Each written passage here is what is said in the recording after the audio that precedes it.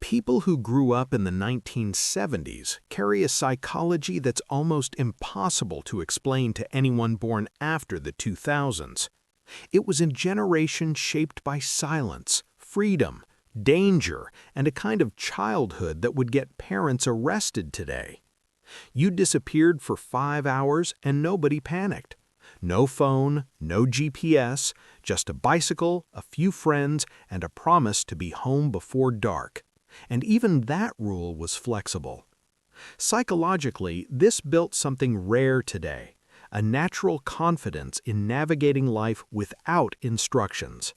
People from the 70s still have this quiet inner voice that says, "I'll figure it out," even when they have absolutely no idea how. But to really understand their mindset, you have to look at who raised them.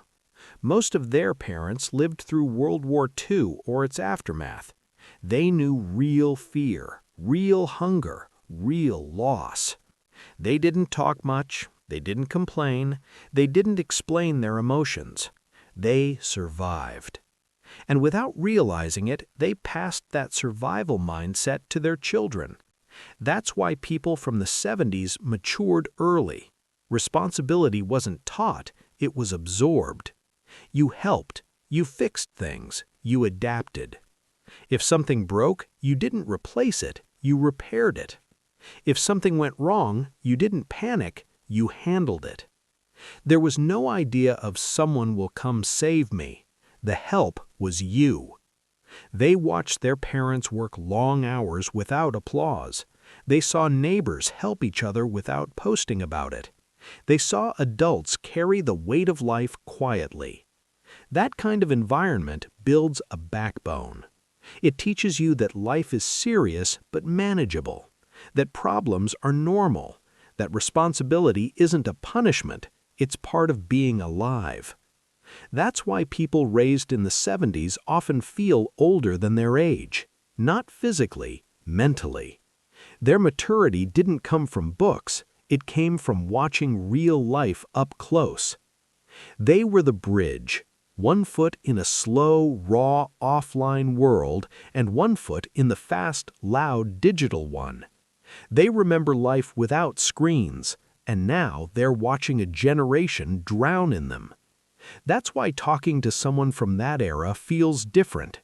They're grounded, present, not trying to impress you. Their confidence comes from being tested early. Now look at the generation born after the 2000s. Phones before full sentences, notifications before silence, endless content before boredom.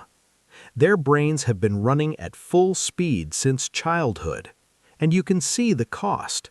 They're smart, creative, open-minded, but overstimulated, mentally exhausted, emotionally drained.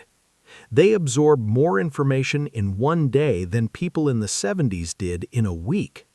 Even when they rest, they scroll, and that isn't rest. They're surviving a world that moves faster than the human brain was built for. So here's the real question. Which generation had it harder, and why?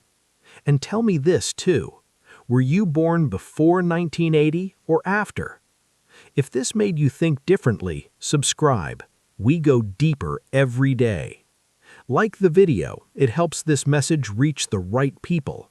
And if you want to connect with minds like yours, join our Discord.